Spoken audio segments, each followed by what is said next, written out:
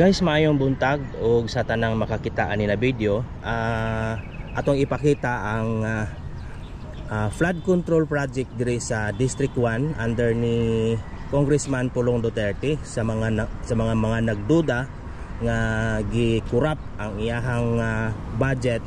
So atong ipakita no ang unsa kagwapo ug unsa kalig-on, unsa kagahi ang pag-construct sa maong nahisgutan na flood control project. So baga kayo ang iyahang pagkahimo, tapos may railings pa, no? So pwede ni siya diri masuruyan sa mga constituents ni Congressman Pulong Duterte.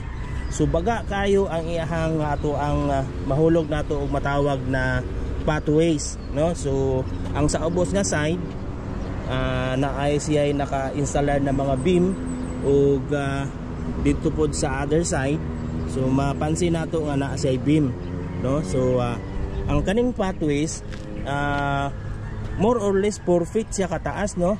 So since nag-shoes ta, nagsapatos ta, dili nato ma-eksakto ang iyang sukat, pero more or less 4 feet siya ang kabaga sa iyang pathways. So kana lang kani nga portion, guys, matina pangi segment, no? Matina pangi segment pa downstream dito sa Matina Crossing down to Matina Aplaya dito. So makita nato sa aerial video na padulong siya sa Matina Crossing and diretso na sa may Matina Aplaya.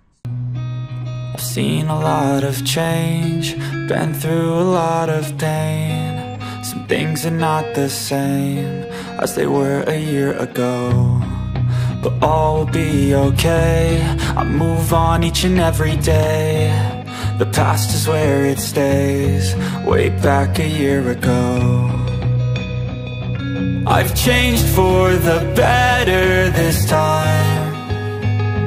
I thought I would never be fine. I strive just to say I'm alright, and for the first time in a long time I'm alright. I've seen a lot of change, been through a lot of pain. Some things are not the same as they were a year ago, but all will be okay. I move on each and every day. The past is where it stays, way back a year ago.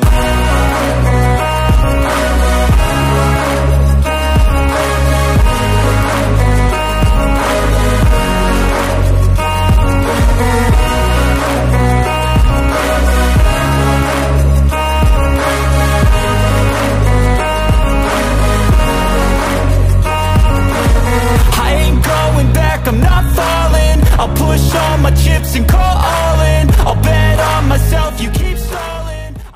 So mao ni no ang top view sa flood control project diri sa District 1 ni Congressman Pulong Duterte. So ang pinaka top view niya is nag-level.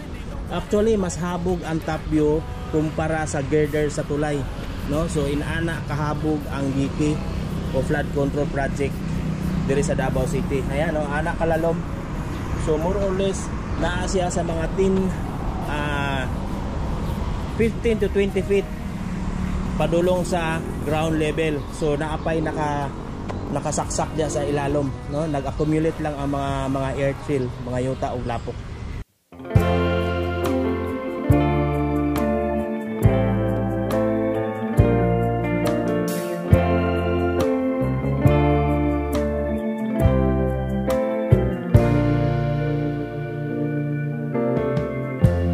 Lighten up, take me on your magic river. So kanina to makita na heavy equipment na backhoe, wala ni nagpasabot na daot ang diki or kining project, kaning proyekto. Gi-excavate lang ang mga na-accumulate na mga sand and gravel, mga earthfill, kasi nagkipot na ang sapa or ilog, no? So ayaw mo kabalaka, ayaw mo pagduda nga gi-repair, no? So mao na siya ang sitwasyon originally na flood control ay ang diki.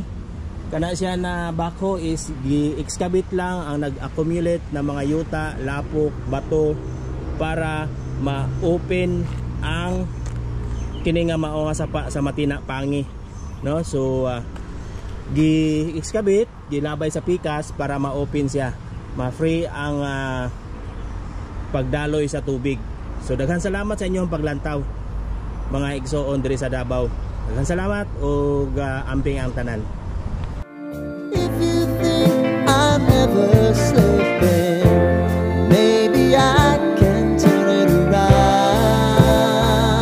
Oh yeah. Baby, if you want us, you know time is on our side. If things are gonna haunt us, we'll just have to